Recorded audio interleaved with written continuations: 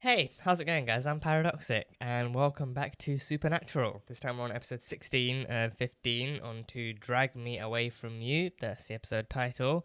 Last time we had Gimme Shelter, and we saw Dean and Sam and Dean and Cass and Jack kind of splitting up, doing their own things.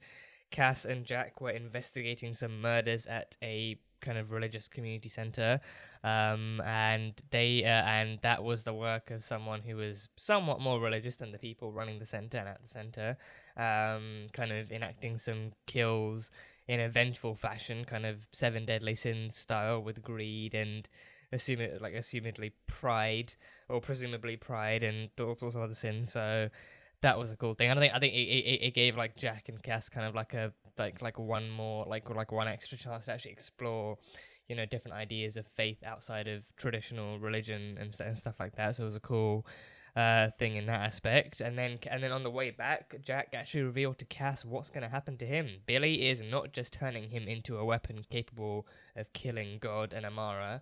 She's turning him into a bomb. She's turning him into a bomb that will wipe out Amara and Chuck.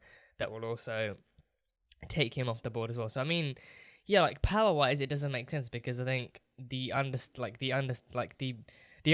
is that once what I mean, like if you take Chuck and Amara out, then that means both ends of the spectrum are somewhat taken out too. So like I don't in that case I don't know if it's a sense of like after that you don't need a power to replace them, or if after that like maybe Jack won't exist in the same way. Like maybe his soul will be strong enough to actually power like the new universe or what's left of the universe after that, or and like maybe his body's gonna be disintegrated from whatever happens, but then his soul, his essence will keep powering stuff on and keep stuff alive after that. So then his like so if he reaches both of their power levels, then once he dies, his soul will retain some of that power, maybe. But yeah, I mean that would mean that we lose Jack either way. That would mean we lose Jack either way. So yeah, so apparently Jack's gonna die. I mean, again, I feel like it could go the way they're going with it. It could go like one of two ways. Either he actually does die, or they approach it the same way. Like they execute that the same way they executed the Malik box. That is the plan, but it doesn't actually come to any sense of fruition. Like Sam and Dean find out about this maybe, because at the very end, Cass even ended off the episode about to tell Dean something. And from the theories I've read after that episode, it could either be him actually telling Dean what Jack's gonna do, or it could be him telling him what Cass's deal, what his deal with the empty was, because he hasn't told any of them that either. He hasn't told. I think Jack is the only one who knows that. Jack is the only one who knows that one, and so Jack and Cass are keeping each other's secrets. Jack was keeping Cass's secret about his deal with the empty, and Cass was probably up until now keeping Jack's secret about Billie's bomb plan. So yeah, no one gets a happy ending in this show.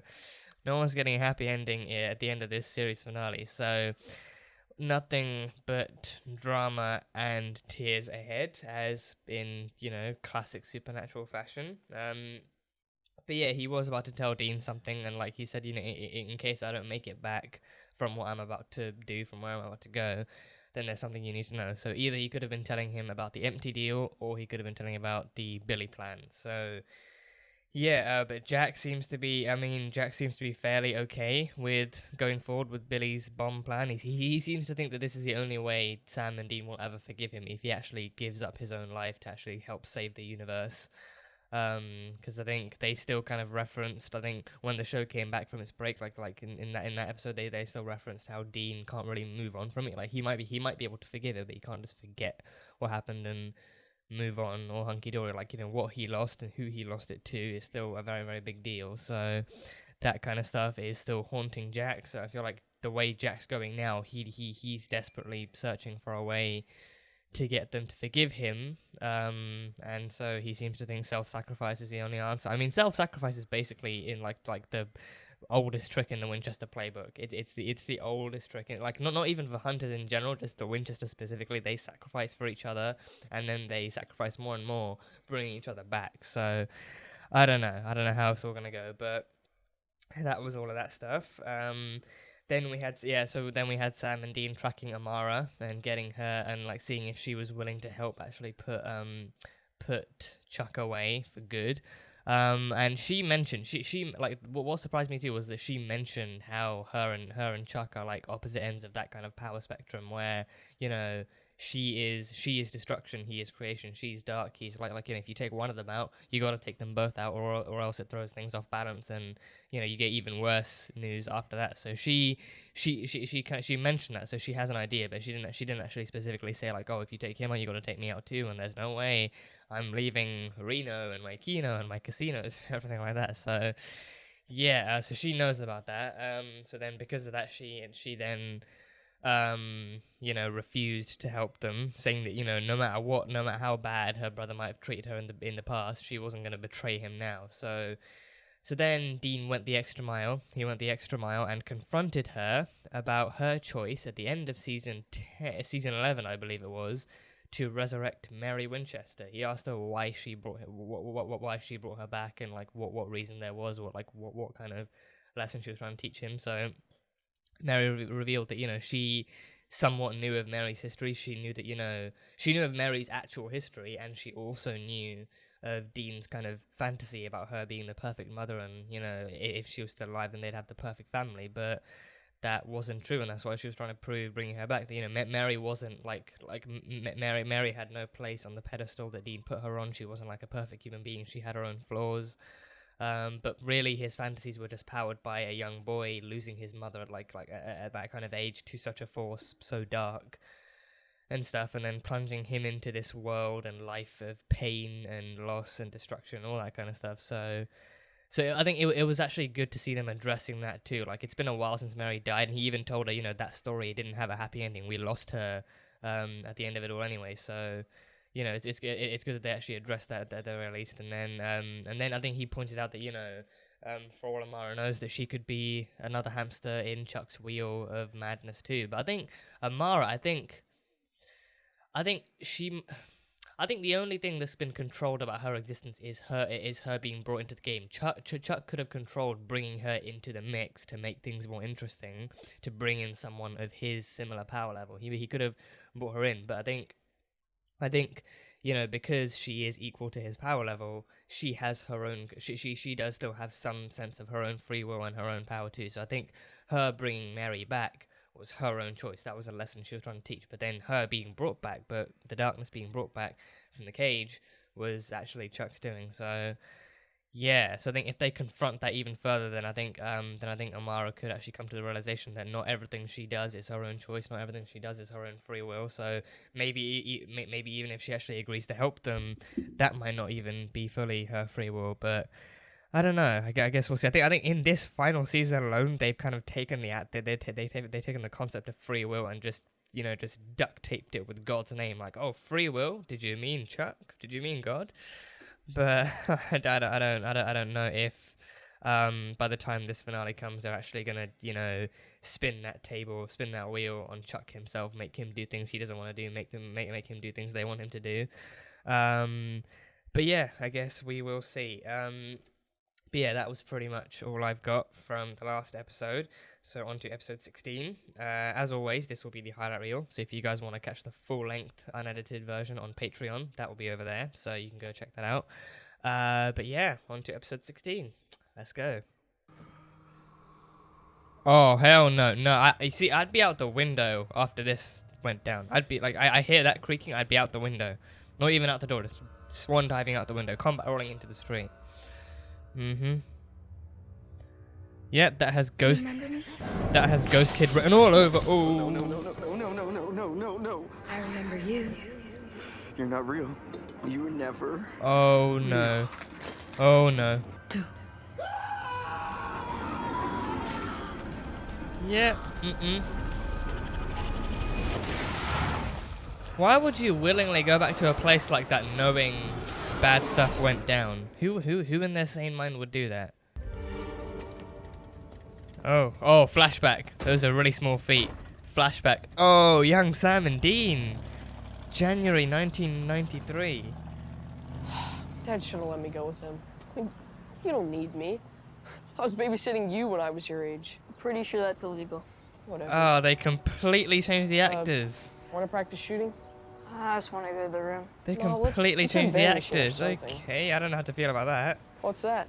Yeah, I don't know how I feel about that. Them changing the actors from. I mean, I guess the other actors are too old now to play younger versions of them. But I mean, it could still somewhat work. I don't know. Maybe. I don't know. Oh, that music. That music.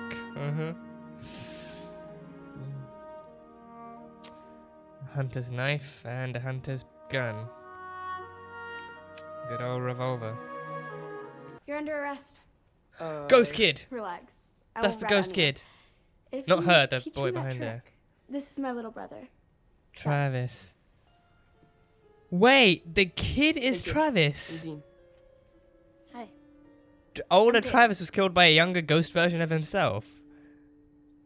Okay, that's new. That's a These new old way of models. doing it. We saw your car when you checked in. Who's your dad? Knight Rider? What? No, he's No. Negan. My dad drives an Impala, which is bad. His doctor started prying about that winter. What happened here? The doctor's allowed to do that. Travis said he needed to face his fears. His doc called it immersion therapy. Are they allowed to do that? Hurry. No. They patched it. There was a bug before. They patched it up. And they need to patch it again. The bug still persists. Oh, damn. Oh! Oh, that's a whole other bug. That's a whole other bug. Nuh-uh. Oh, God. Oh, Jesus. You okay, kid? Travis, what happened? You say you saw a monster, right? I believe you. You do? It's like, you do? Yeah, he believes me. My own Monsters sister are real. doesn't. Me, my dad. Can you tell us anything else weird going on in this hotel, in town? Other people seeing things? Yeah, that is very much Dean-like. Taking charge, getting information, yeah, gathering intel. Very much Dean-like. Holy crap, there's a bunch of missing kids. This first one was a couple Yep. months ago. What are they using? Are those pebbles? Sunny Lane and Genesee. Sam, No, anything there's close like to all those candy. places? They're using Not candy really. to mark their locations. Wadsworth Candy? Yeah, get a box of candy. This ain't the friggin' Goonies. It's even got that freaking Everything's on been the lockdown. hunt for. Just stay. I got Yeah, this. Dean, you're still a kid. Early teens at most. You're not prepped for this in any way. Oh, jeez. Imagine a 13-year-old walking up to you, a ghost, with a gun aimed in your face. Come on, let's boggle. Boggle. This ain't the Boggle I'm familiar with, or is it? No, that's Scrabble. I was thinking the one where you just have to line the letters up and make a word. That's Scrabble. Yeah, not Boggle. You asked for it? She's not here. What Come on. is it? A dead body? It had to be a dead body, right? Travis dead. Death kill you now. Okay. Travis! Okay. Oh. Oh. Oh, she's back. She's back. Sam, get back! Oh, jeez. Oh, God. Okay, no, she's quick. She's quick. Oh. Choppity chop. There we go. Okay. So that was him killing her then, right? Travis. That was him killing the ghost woman thing. That. Oh wait, that was the thing, wasn't it, on the necklace? That was on the necklace that thingy Travis had, older Travis. He was fondling it in his hand before the ghost came out of the closet. So is it alive through that little ruby thing? That little ring necklace that Travis had? She keeps some kind of a nest. In the warehouse. Yeah. When I was a kid, I saw it. In the warehouse. What did you see? That's what he found. What did you see? So she's like a Pennywise then. She's basically like Pennywise. From me. Yeah. I had nightmares about that for the longest time. Because I know my brother's gonna ask, do you have arugula salad? Yeah. We've got iceberg lettuce with ranch. Yeah, that should be enough. Yeah, I'll do all that to go, please. Yeah, Sam's a salad kind of guy. Hello, Dean. Oh, Billie! Hey! What the hell are you doing here? I could ask you the same Shit, that's thing. good. Yeah. Working a case? Death Star level galactic genocide, but what else is new? That was the last one. The last world, but this world. So this is the last one left. We really are He'll be heading for back. crisis. Yeah, fill him up with your cosmic TNT so he can die. Oh, so Cass Had to told him get into then. that one. Yeah, I told him the yeah, Cass truth. told him. And according to Chuck's book, I'm not in this part of the story. Oh, Oh. well, that's freaking great. So just here to give you one final message. This is on you, Dean. Do we have a problem? Yes, don't kill Jack. If he forgives Jack now, will that No, save him what's from up, Dad? being I a need bum? him dead. Yeah, that's I more want to like every important. part of the plan. And your brother? Baba Yaga. Baba Yaga. Which feeds on children's fears using hallucinations. Get John Wick. So Get according to John this, she Wick. wears this He's the one ring. you sent to It's kill the technically her frickin' Baba heart. Yaga. That's the source of her Yeah. power. Cook on that. Oh no. Hey, sis. Oh no. Are you looking for this? Yeah, just give it over, Travis. Nice and easy. That's a good boy. Very efficient scream. Okay, so we track her down, junk her precious, and go so, yeah. All right, who are we looking Yeah, for? take that precious away for from her next? forever. I think Baba Yaga is Russian, but it's Russian for like the boogeyman. Yeah. Is it actually leaking or what? Just. Oh, sheesh. God damn it. She's just getting high. Okay. Sorry. Alright, never mind.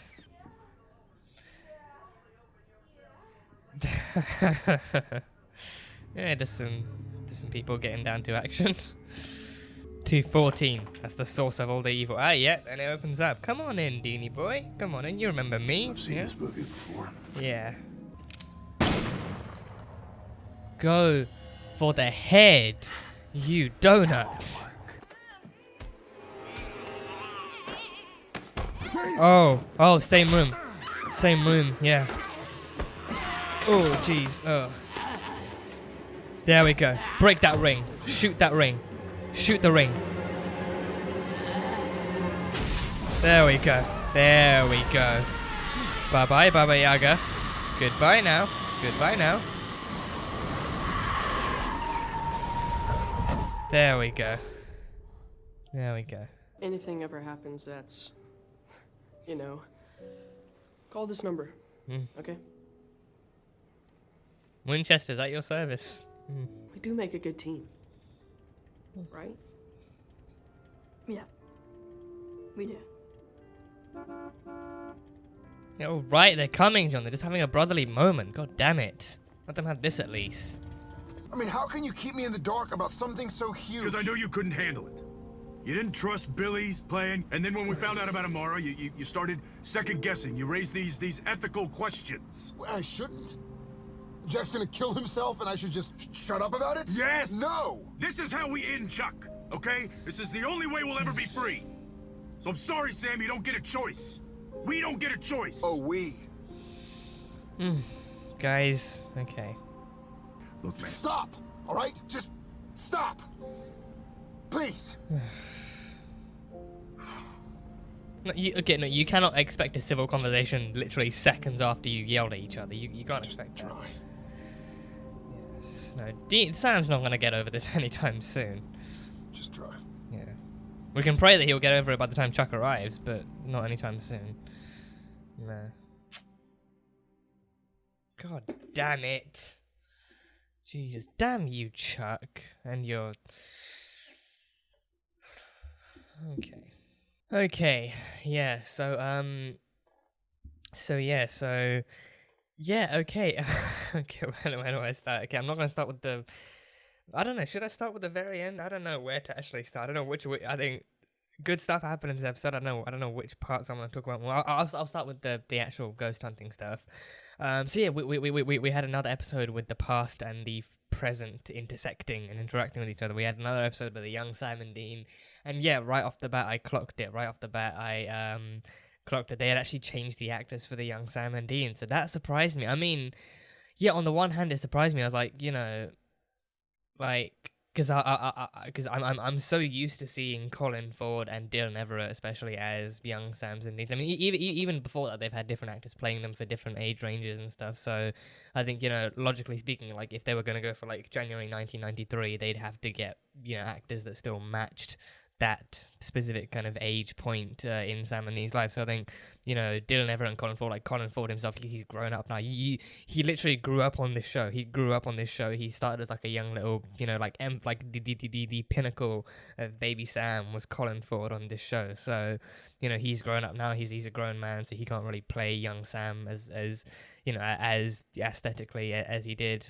back then. So they have to keep up with the times, and while also maintaining the times back then. So it makes sense why they changed them. Makes sense. But, you know, I'm so used to seeing those faces, like Dylan Everett as Dean. Like he did like a couple of episodes back then, and I think to my knowledge he did one where he actually was playing Dean in the past, and then another one where Dean got hit by like a hex or like a witch or something, and he actually transformed into his younger body, and then Dylan Everett came into play, so like a present day Dean in a younger body too. So he's versatile. He's super versatile. He did a great job as Dean, and again, Colin Ford as Sam was such a great casting. He really nailed that job. So yes, I was surprised to see that they changed the actors, but they still did a great job. The kids in this one, they still did a great job. You know, they like, you know, personality wise, they pretty much nailed Sam and Dean, especially Dean. Like Dean, I think Dean is simultaneously somewhat more difficult and easier to nail as a character, because Dean, he's the one where even as a kid, he still,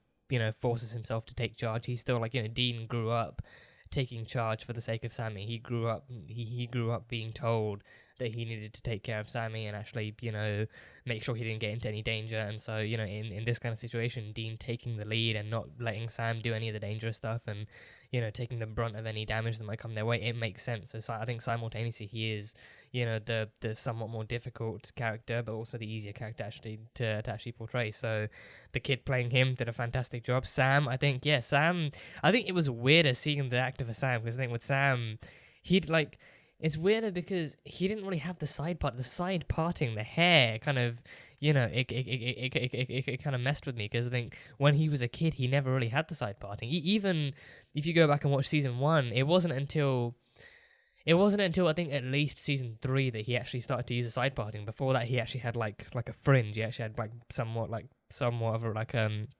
something that resembled bangs in season 1 and season 2. It wasn't until season 3 that he actually started to part it. So and even Colin Ford's one, he didn't have the parting either. He had like the fringe and everything. So seeing a Sam with an actual eloquent side parting was kind of weird. Like, okay, so they're going that route with this. But yeah, again, young Sam and Dean, they really kind of, like, the actors really nailed it. They did a great job. I think they had pretty solid writing for young Sam and Dean, what they would have been like back then.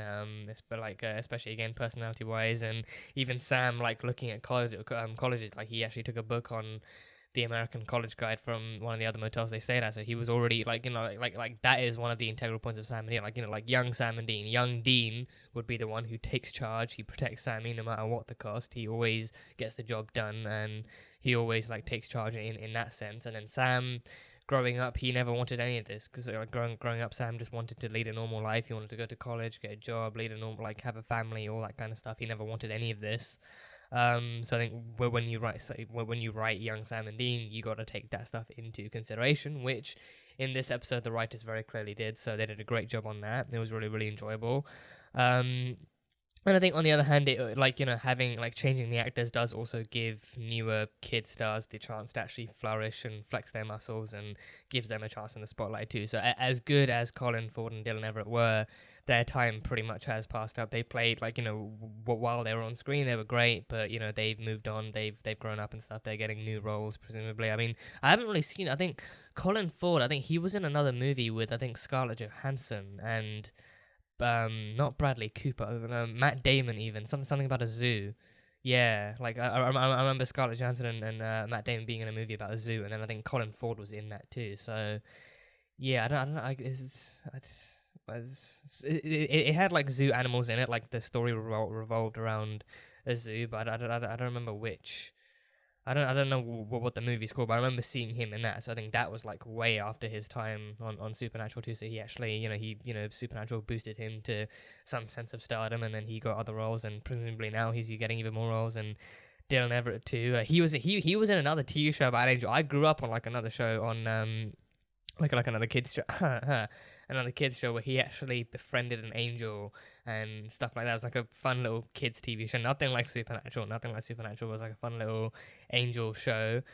So he was in that. So I don't know if that came. I think that must have come afterwards. Maybe, I don't know. No, I think he was older on Supernatural than he was on that show. So yeah, I don't know, but either way, they did their time on Supernatural, and it was a great time. It was a fantastic time, and then that gave them more and more opportunities. So I think again, this newer castings gives newer kids the chance to try out and do their stuff and puts them in the spotlight. So yeah, and especially kid like characters like Sam and Dina are so intricate, they're so complex, they have like a rich kind of history that influences their future and everything. So giving kids a chance to play that role, to play those roles. I mean, now it's coming to an end, so not many. I highly doubt they have any more past and future episodes written. But I think I like that too. I like that for the final 7 episodes they actually did put in. I mean, because I don't know if because I mean they one of the points of the break was that they hadn't it wasn't just the fact that they had never aired the final 7 episodes, that they hadn't finished filming them. They hadn't actually filmed any content for the final 7 episodes. So then the break, I think, gave them the chance to plan that ahead. But how much planning went into it exactly, I'm not sure, because I think for all we know, this could have been something that they added in last minute, having the time to actually wait until they were able to plan the 7 episodes in the middle of COVID. For all we know, it could have been like a last minute addition, okay, so originally it was this, but what if we actually, for the final 7 episodes, for the finale of this show, what if we actually take one more opportunity to go back into Sam and Dean's past and showcase another one of their kind of, childhood hunts and what they were like back then? Because they, again, this isn't like another one of those episodes where it's a monster from their past returns in their future, and so they have to go back and face their childhood fears and stuff to defeat it. So it's a great concept, works with the whole past and present day thing. So yeah, so if that was the case, then it worked out great. Even if it wasn't, but I think truth be told, I think it is fairly safe to assume that the break between shooting would have given the writers a bit more time to explore what other options there are before they go out for the big bang, what other routes there are to explore and stuff like that. So yeah, it was really fun. It was really, really fun. So yeah, they led the monster hunt and they won. They won again.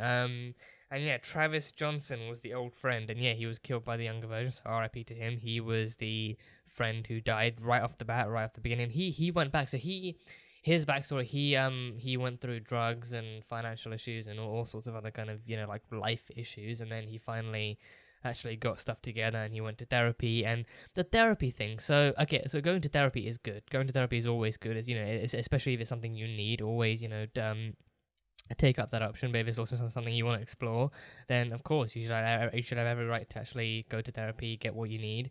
But then the immersion therapy, that one kind of, it doesn't, I don't know if I fully disagree with it, but I think the concept of it seems somewhat kind of iffy to me. So immersion therapy, you actually, you force / encourage the person in the therapy to face their fears. You force them to actually, to actually face their fears head on and see if that solves anything. So I think that kind of concept seems iffy to me, because I think it would, obviously, it's clear that they wouldn't force just anyone to go through it. I think it would depend on the person, their tolerance levels, and also the severity of their fears. It would depend on how severe their fears are, what their initial reactions would be, how deeply the fear affects them. But then even then, I think immersion therapy, I think, I can't imagine they wouldn't, the doctor wouldn't prescribe that without knowing that without A, knowing that the patient can handle it, and also B, with the patient knowing what's ahead of them, and also doing some kind of informed consent thing. that kind of thing. But then immersion therapy, like, you know, like the concept of that just seems kind of iffy to me. Like, is, you know, not just in the way that not everyone can handle their fears, but then forcing someone to actually, or encouraging them to actually own up to their fears. It just seems like, you know, you're just kind of throwing them in the deep end and then expecting them to start swimming all of a sudden. It just feels kind of weird to me, like an iffy concept, like especially ethically speaking. But again, given that kind of concept, given the concept of it, I would imagine that they'd have to go down some kind of informed consent kind of model, or, you know, it would again, it would depend on the patient. If the doctor knows that the patient can handle it, then like, I think in that case, then it might not be something that they actually tell them, oh, this is the only way. It might just be something that, you know, it might just be something that they mention to the patient, like, oh, this is also a possible kind of option. This is also another route we could take if you're comfortable with it, and then they go down that route. So yes, I can't imagine. I mean I can, because there are cases of some kind of like dodgy doctors out there, so I can't imagine it, unfortunately. But at the same time, I think like more doctors than not would actually, you know, more often than not, doctors would actually, you know, just, you know, present it to them as a possible option and be like, you know, if this is something you want to do, then we can try that out. We can look at how to do this in the safest way possible, and, you know, see if it's something that could work. And if you're uncomfortable at any point, we can just back right out and look at something else. Like, that seems like, you know, it should be, you know, like, you know, like lines up pretty heavily with the do no harm oath and all that kind of stuff. But yeah, so then that's what Travis was doing at the very beginning. He was taking part in the immersion therapy. He went back to 214 and tried to face his ghost. And then he couldn't. So I mean, yeah. So then the Baba Yaga still kills you. Like, it shows you what it wants you to see, like a younger version of yourself, the version of you that's kind of traumatized or whatever. Like, you know, Travis saw his younger self, and then the Baba Yaga in that form grabbed the bottle, and then, well, I think, well, maybe because it was presenting it as him. It was presenting itself as him, so it kind of took on like a version of it, of his own body. So that's how he had the fingerprints all over it. And then used it to slit his throat and stuff. So yeah, super duper not so fun stuff. Super duper not fun stuff. But yeah, the ghost was the Baba Yaga. I was thinking, I mean, Baba Yaga never really crossed my mind, but I was thinking the entire time, like, oh, so it takes predominantly kids, and it takes on their fears, and like it shows its real form, it scares them, and then it feeds off of the fear that then creates, and then it also it kills them and steals their bodies and leaves them in its nest to harvest upon. So in that sense, it kind of reminded me of like the Pennywise thing. Like, you know, Pennywise, you know, he prefers children's fears because children are more easily malleable to scary stuff, and they remember that stuff a lot more, and they especially have nightmares a lot more. Like Dean actually mentioned that, you know, he found the bodies of those kids, and that shit scarred him. It scarred him for pretty much for life. Like, it, you know, even thinking about it in the present day, in his like adult life, it's that he remembered how scared he got, and it still kind of shocked him. So that gave him nightmares for days. And I think the Baba Yaga thing, it mentioned that, you know, all those hungry years it was starving. So I think it was kind of like a I think that could have been a mix between it saying that, you know, it will take anything it can get now. It will take adults if scaring adults works, but also kind of like a reference to Dean having had nightmares for days after seeing those bodies, and then carrying that fear with him. He said he pushed it down into the memory hole, so he carried that fear deep down with him, and then it festered like a wound, and then coming back to the source of it all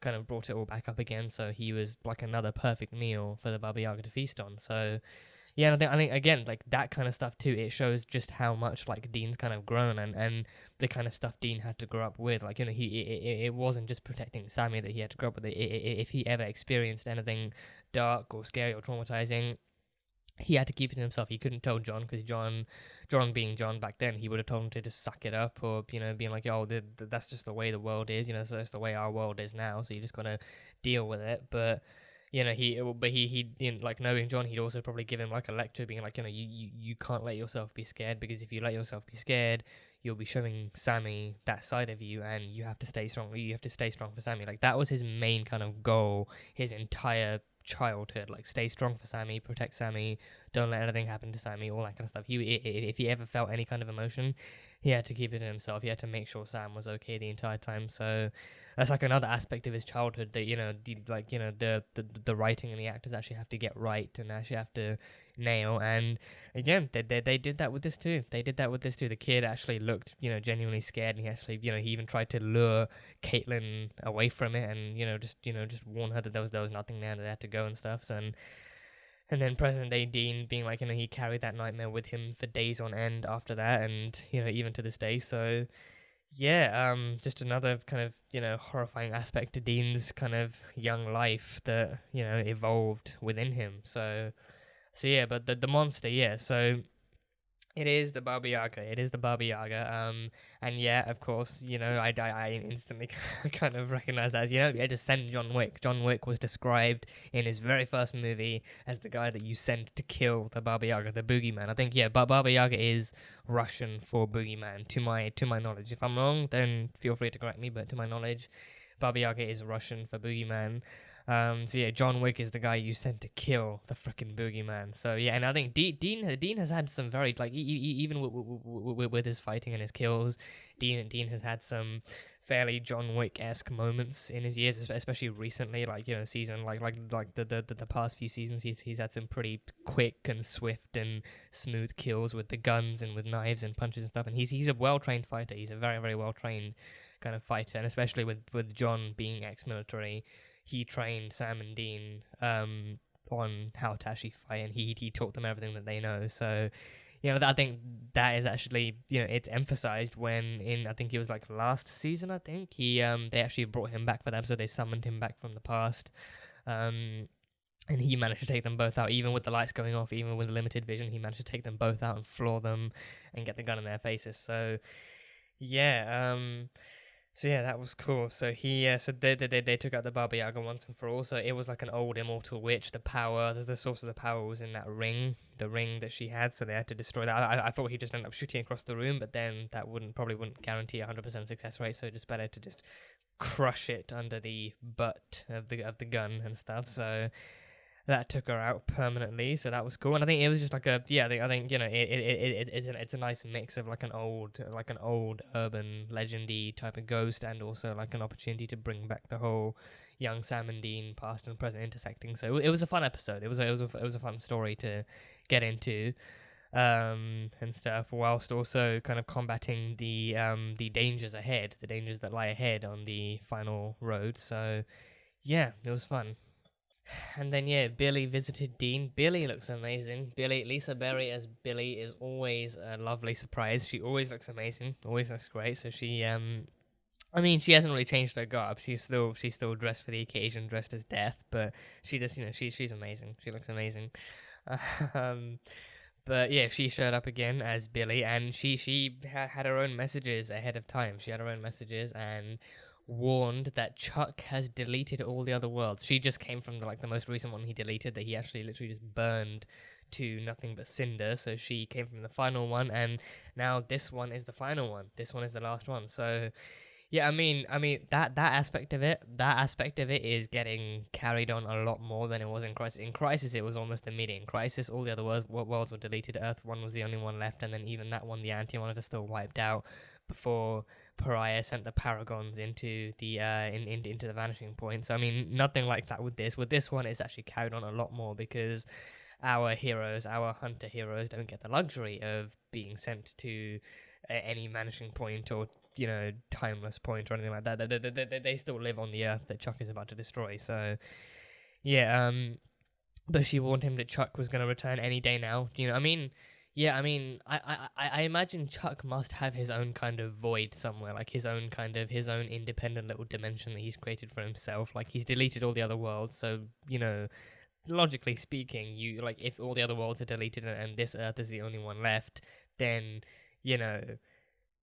unless you're God, you can't really be in any other dimension besides from this one. So I'd imagine Amara is out there doing some thinking of her own, because she said she'd think about their deal, she'd think about helping them, so she's on her own. And then Chuck must be in his own little godly void somewhere, just thinking about when and how to return to the boys' lives and stuff. So he's out there doing God knows what.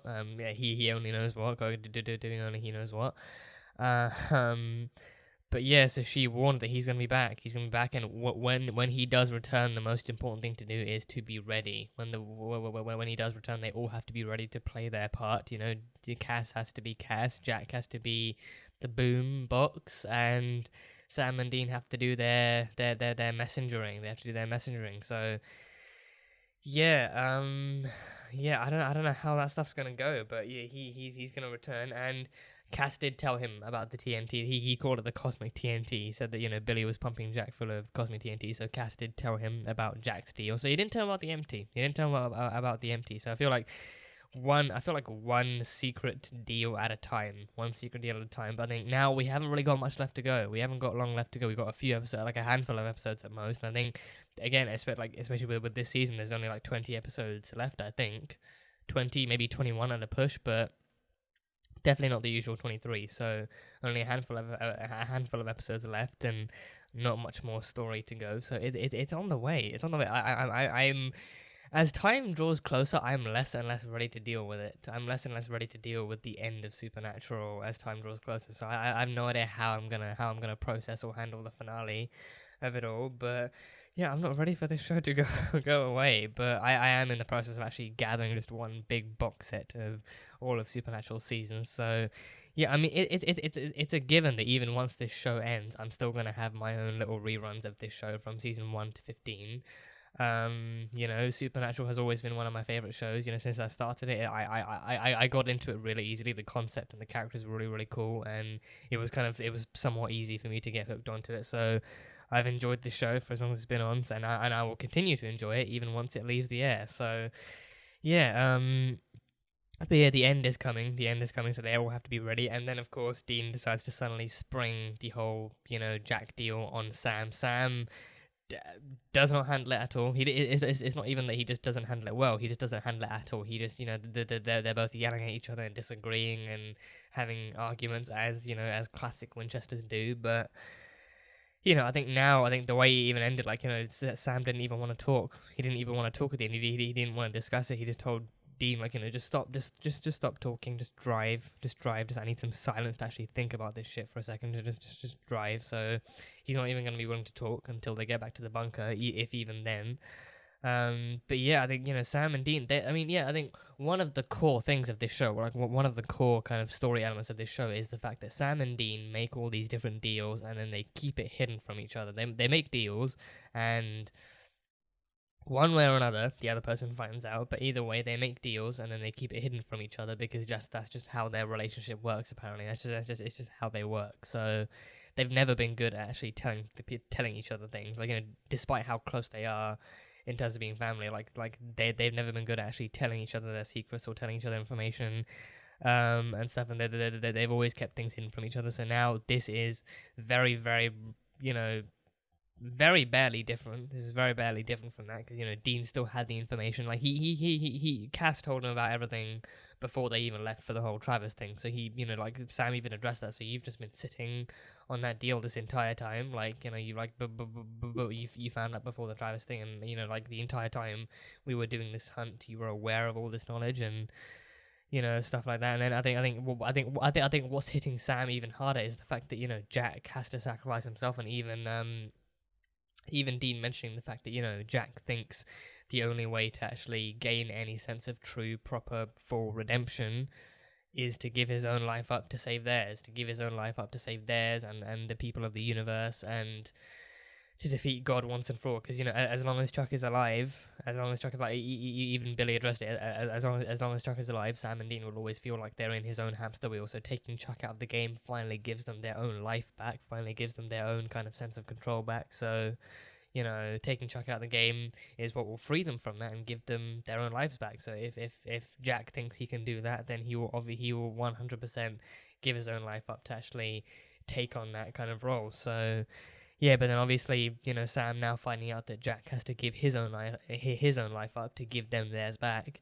he's not too happy about that, because I think Sam and Jack have had one of the closest relationships on this show. You know, Jack was pretty much almost immediately on board with actually helping him and taking care of him and actually, you know, giving him the chance to prove himself and prove the opportunity to actually be good. and stuff. You know, like when Jack came along, you know, like Dean was less than enthusiastic about keeping him alive and treating him like an actual like an actual living person. But instead, because he was the son of Lucifer, he just had that kind of deep red halo or like horns just already growing out of his head. So, you know, like Sam was the one person who actually gave him the benefit of the doubt to prove himself, and he's always held that to heart. So because of that, Sam and Jack have always had that kind of, you know, closer, deeper, knitted kind of relationship. So having to hear that he has to lose Jack and Sam has no choice and no kind of ability to change that. I mean, I wouldn't say no ability. I mean, I mean, after this, I can definitely see in the next episode, Sam addressing the whole thing with Jack and actually giving him some kind of a pep talk and seeing if he can't change his mind. But I don't know. I don't know how that might go down. But you can definitely understand where Sam's pain is coming from. So Sam's pain is partially rooted in Dean having hidden this from him for so long, but also from the thought of having to lose Jack doesn't make him too happy either. And you know, having to lose Jack to a threat like this, for like a motivation like this, like, you know, Jack's motivation being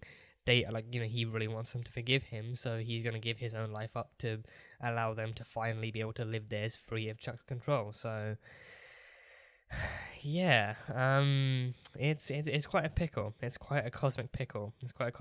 But you know, Dean seems to have already kind of like, you know, I mean, Dean having gotten the message personally from Billie. Like Billie is she doesn't mess around. She knows what needs to be done, and she knows that there's also no other way, because she has access to all the information, all the necessary intel on how the story must unfold. She has access to all of it, and she knows how important it is for the story to unfold as it does. So, you know, so she gives Dean the intel in that same sense, like, you know, you can't stop what's coming, you can't change what's coming. What matters is that you make sure things go down the way they're supposed to if you want to have even a fighting chance of actually defeating God once and for all. So, you know, and her even knowing how this information might be interpreted by Cass and Jack and Dean, she tells them specifically, like, you know, you're likely going to have some arguments about how to do this and whether or not this is the right thing to do, but I'm telling you, you need to sort that stuff out before Chuck gets here. You do not have time to argue semantics and ethics and sentimentality once Chuck is here. Once Chuck is here, he will do whatever he can to take you and your boys off the board. By the time that time comes, you need to make sure that you and Sam and Jack and Cass are all ready to play your part and make sure that you're ready to fight. Because otherwise everyone's doomed. So Billie just doesn't mess around. Billie gets the message across, and she makes sure that, you know, you understand the severity, the gravity of the situation. And Dean is someone who does, but he also kind of has that kind of conflict. Like, you know, like Billie doesn't have the luxury of considering, you know, stuff like sorrow and loss. I mean, she does, but she's definitely the kind of person to favor the lives of the many versus the lives of the few. She's very much thinking about the actual larger universe here, the bigger picture, as opposed to the one or two people that might die in sacrifice of the universe. So Dean definitely doesn't have that. Dean doesn't, you know, fully have that luxury of not having to consider that. He definitely is, but he grew up knowing what to fight for and actually having an idea of what to fight for and how hard to fight for it. So you know, he just, you know, he actually has that, like, that kind of disadvantage of having the inner conflict of, you know, knowing that he would lose, you know, family closest to him in the process of fighting for the universe that they live in. So it's a kind of, you know, ongoing kind of aspect of this show that they've, you know, fought so hard to somewhat maintain, but also I feel like maybe even partially fight against. Like, he doesn't want to have to lose them, but he knows the cost of doing this kind of job, and especially, you know, this is the biggest threat that they've ever faced as hunters, like going after God, the guy who created it all. So, you know, he knows that, you know, no other hunters are nearly capable of actually, you know, standing up against a threat like this, and they're the ones fabled to be the messengers of Chuck's destruction. So they got to be ready. They have to be ready. They have little to no other choice on the matter, so they have to be ready for whatever must happen when the time comes. And yeah, I think that argument in the car alone kind of shows that, you know, they're going to have one hell of a discussion, or at least that they're going to have one hell of a discussion when the time comes in the bunker before Chuck comes, because like any feelings, any emotional conflicts they have to sort it through before Chuck gets it. When Chuck gets it, they won't have the time to actually argue any semantics with each other. They have to get that stuff out of the way before Chuck arrives. And before he does his thing. So that's, I think, like the coming episodes before Chuck's arrival. I don't think he's gonna come back next episode. I think he'll, at most, the last 2 or 3 episodes will heavily feature him. I think at most the last 2 or 3 episodes will heavily feature him and his return and him actually doing his thing, and then the boys actually getting ready to actually, to fight him and do their thing and to help Jack do his thing and stuff. So I think he's not going to return anytime soon, but the idea that he actually could return and that he will return is definitely going to be, encouraging and motivating them to actually get their stuff together even quicker. So time has never been more of the essence than it is now. Time has never been more of the essence than it is right now. So it'll be interesting to see exactly how this stuff actually goes down. But yeah, so I mean, yeah, now I feel even more like they might approach this the same way they entered the Malik box. I mean, the Malik box thing was, an equally large threat. They were fighting an evil archangel, one that they had to keep locked away because they didn't immediately have the resources or the intel needed to actually kill Michael, so they needed to find a way to lock him away. Either with that being the solution or until they found a more permanent solution for it. But yeah, I mean, with this God thing, God is the top of the hierarchy. He's literally the tip of the iceberg. He's the frosting on the cake. So, he if you want to go for the source, like, God has at this point been proven to be the source of all of their problems. He's the one sending monsters and storylines and character development their way. So he's the one they need to go after. So yeah, like, I mean, at this point, I can simultaneously see and not see them going the route of the Malik box. Them actually going the route of, either prepping Jack for being the bomb, but also trying to, on the sidelines, trying to find another way to defeat God as well, whilst also keeping Jack alive. So yeah, but I think it's like, given what kind of situation it is, given the severity of the situation and given the nature of the situation, I think it's going to be even harder to find a way to defeat God when having Jack be a bomb is, it's like a gold mine in and of itself. Billie came to them with that solution, and that alone is like a gold mine solution. But finding something else isn't going to be easy. So I feel like, would it take more time for them to actually find? I mean, it undoubtedly would take more time for them to actually find a different solution compared to actually just prepping Jack for the solution that Billie has anyway, but that would also mean them putting their emotions and their sentiments aside and actually helping Jack complete and fulfill this mission. But I think what would need to happen more, I think the conversation they need to have more importantly, is actually discussing with Jack how he feels about the whole Mary situation, actually addressing the Mary situation with Jack, and actually, confronting that kind of dilemma, and actually addressing the fact that he feels that his death will be the only thing that will bring them kind of any sense of, vindication, or his death is a side effect. Like, the main goal is to kill Chuck, but his death is also kind of like a side effect of that. But then, because he knows that taking Chuck out will rid Sam and Dean of the horror of their lives, he believes that's all worth it, and actually that will actually bring back some sense of peace after all the years they've been fighting, and stuff. So yeah, I feel like that's the conversation they need to have more than anything else. Like, they actually need to discuss, Jack's guilt over killing Mary, and the fact that guilt is motivating him all the more to actually sacrifice himself for them, and like to actually kill God. So yeah, that's it's one of the many conversations they need to have, but they need to have it before Chuck comes back. So yeah, tick tock.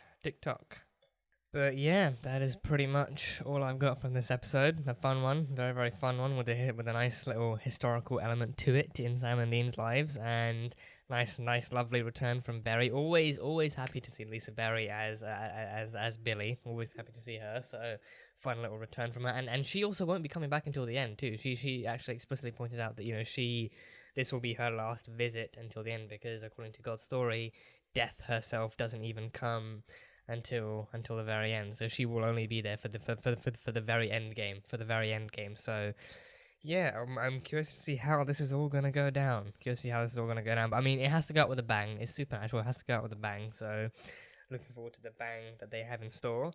But yeah, that is pretty much it. So that was Supernatural. So thank you guys so much. Thank you guys so much for watching this video. If you guys enjoyed it, then salt and button that like button. Comment on what you thought of the episode and what you think is coming up next time on Supernatural. Again, the full-length reaction will be over on Patreon, so you can go catch that one over there. And yeah, that is it. So, I will see you guys next time.